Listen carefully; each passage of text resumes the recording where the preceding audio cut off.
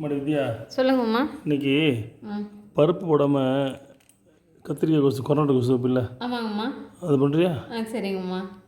கத்திரிக்காய் கொத்து ஓகேம்மா. ஓகேம்மா. இப்போ கத்திரிக்காய் கொத்து ஒன்று வைப்போம். அதுக்கு வந்து நாங்கள் கொரநாட்டு கொத்துன்னு சொல்லுவோம். அந்த கொத்து எப்படி வைக்கலான்னு பார்க்கலாம். அதுக்கு தேவையான பொருட்கள் என்னென்னு பார்ப்போம். நான் வந்து கத்திரிக்காய் வந்து ஒரு 6 எடுத்திருக்கேன். பச்சை மிளகா வந்து ஒரு 15 வச்சுருக்கேன். நாங்கள் காரம் கூட சாப்பிடுவோம், அதனால் 15 வச்சுருக்கேன். நீங்கள் உங்களுக்கு தேவையான அளவு காரம் பச்சை மிளகா வச்சுக்கோங்க, காரத்துக்கு ஏற்ப. பெரிய வெங்காயம் 3 வச்சுருக்கேன். தக்காளி ஒரு 5 வச்சுருக்கேன். மஞ்சத்தூள், உப்பு தேவைக்கேற்ப.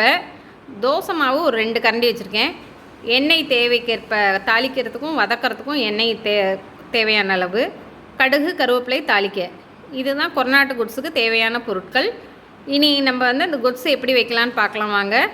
கத்திரிக்காயும் தக்காளி பெரிய வெங்காயம் எப்படி நறுக்கி இருக்கோங்கிறதும் காமிக்கிறேன் வாங்க பார்ப்போம்.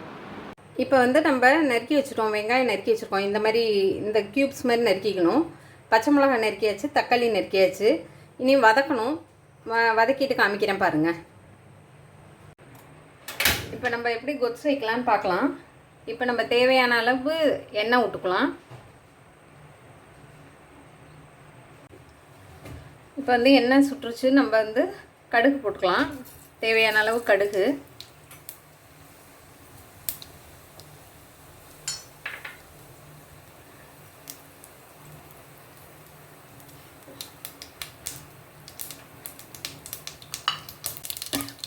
இப்போ வந்து நறுக்கி வச்ச வெங்காயம்.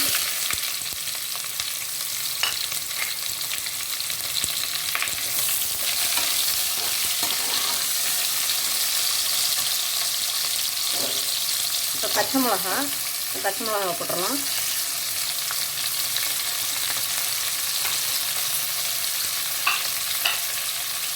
இப்போ கருவேப்பிலை,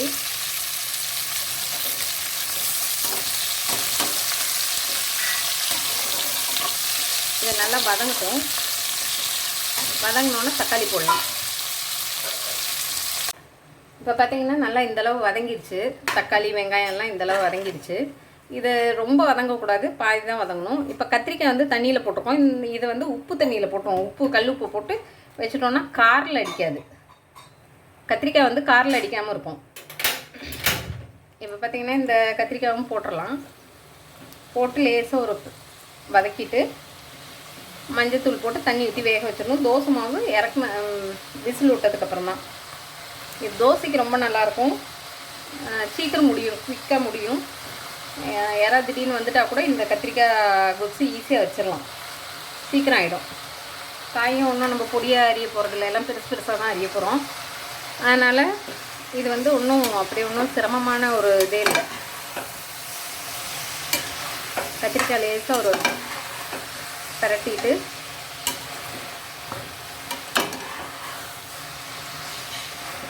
பாருங்கள் இந்தளவுக்கு இது பண்ணிட்டு இப்போ உப்பு வச்சுருந்தோம் இல்லையா, அதுக்கு தேவையான அளவு உப்பு முதல்ல கொஞ்சம் போட்டுடணும். இப்போ மீதி உப்பு தேவையான அளவு உப்பு அப்படியே போட்டுடணும். போட்டுட்டு மஞ்சத்தூள். இந்த கத்திரிக்காய் வந்து லேசாக கலர் மாறும் பாருங்கள், தோல்லாம் அந்தளவுக்கு வரணும். அந்த கலர் வந்து க்ரீன் கலர் வந்து அப்படியே இந்த சூட்டில் வந்து கலர் மாறிடும். அந்தளவு வதக்கினா போதும், ரொம்ப வதக்க வேண்டாம். தேவையான அளவு மஞ்சத்தூள், தேவையான அளவு மஞ்சத்தூளை போட்டு நல்லா பெரட்டணும். ரொம்ப பெரட்டினா மஞ்சத்தூள் கருகிடும். அதனால் இந்த லைட்டாக அது ஒரு வாசம் வரும், நல்லா கலர் கொடுக்கும், வாசம் வரும், அதுக்காக உள்ளது.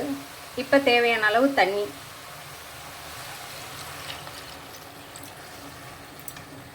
இதை நல்லா மூழ்கிற அளவு ஊற்றிடலாம்.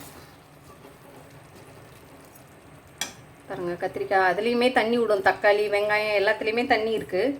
அதனால் இந்தளவு தண்ணி ஊற்றினா போதும். இப்போ வந்து நம்ம ஒரு 4 விசில் விட்டு ஆஃப் பண்ணிடலாம். இவ்வளோ தான். இதுக்கப்புறம் நான் விசில் வந்து வெந்ததுக்கப்புறம் காமிக்கிறேன் பாருங்கள். இப்போ குக்கரை 4 விசில் விட்டு எடுத்துடுறோம், ஓப்பன் பண்ணலாம். இந்த மாதிரி இருக்கும். இப்போ பார்த்திங்கன்னா நல்லா வெந்துருச்சு. இதை நம்ம வந்து ஒரு கரண்டி வச்சு நல்லா மசிச்சுக்கலாம். இப்படி இந்த ஸ்மேஷர் இருந்தால் அதை வச்சு மசிக்கலாம். இப்படி கரண்டியில் மசிச்சிங்கனாலே நல்லா மசிச்சிடும். மசிச்சுட்டு காமிக்கிறேன் பாருங்கள். இப்போ வந்து பார்த்திங்கன்னா இந்தளவுக்கு நம்ம கடைஞ்சி வச்சுருக்கோம். இப்போ இந்தளவுக்கு கடைஞ்சாச்சு. இப்போ வந்து நம்ம இந்த ரெண்டு கரண்டி மாவு எடுத்து வச்சுருக்கோம் இல்லையா, அதை வந்து இதில் ஊற்றிடலாம். இதில் ஊற்றிட்டு அதையும் நல்லா கடைஞ்சி விட்றணும். கொஞ்சம் தண்ணி ஊற்றி அந்த மாவு கப்பை கழுவி ஊற்றிடலாம். இப்போ நான் ஊற்றிட்டு காமிக்கிறேன் பாருங்கள். இப்போ வந்து நல்லா அந்த 2 கரண்டி மாவு, தோசை மாவு ஊற்றிருக்கோம் இல்லையா, இட்லி மாவு, அதை இந்த மீதி இந்த கப்பு கரைச்சி தண்ணி அதையும் ஊற்றிடலாம். ஊற்றி நல்லா ஒரு கொதி வந்துருச்சுன்னா அவ்வளோதான், இறக்கி நம்ம தோசை இட்லிக்கு சாப்பிட்றலாம். தோசைக்கு ரொம்ப நல்லாயிருக்கும், இட்லிக்கும் நல்லாயிருக்கும். ஆனால் இது வந்து தோசைக்கு தான் ரொம்ப நல்லாயிருக்கும். இப்போ டேஸ்ட் பார்த்துட்டு உப்பு வேணுன்னா நம்ம உப்பு போட்டுக்கணும். இந்த நான் செஞ்ச இந்த டிஷ் உங்களுக்கு பிடிச்சிருக்குன்னு நினைக்கிறேன். வீட்டில் செஞ்சு பாருங்கள். செஞ்சு பார்த்துட்டு எப்படி இருக்குன்னு கமெண்ட் பண்ணுங்கள். இப்போ கத்திரிக்காய் கொத்து ரெடி. இதுக்கு பருப்பு தேவையில்லை. பருப்பு போட்டு ஒன்று பண்ணுவோம், அடுத்த வீடியோவில் காமிக்கிறேன். இது வந்து தோசை மாவு போட்டிருக்கோன்னு நினைக்காதீங்க, ரொம்ப நல்லாயிருக்கும். தோசை மாவு டேஸ்ட்டு சூப்பராக இருக்கும். இது உங்களுக்கு பிடிச்சிருக்குன்னு நினைக்கிறேன். லைக் பண்ண எல்லாருக்கும் நன்றி, சப்ஸ்கிரைப் பண்ண எல்லாருக்கும் நன்றி. தேங்க்யூ.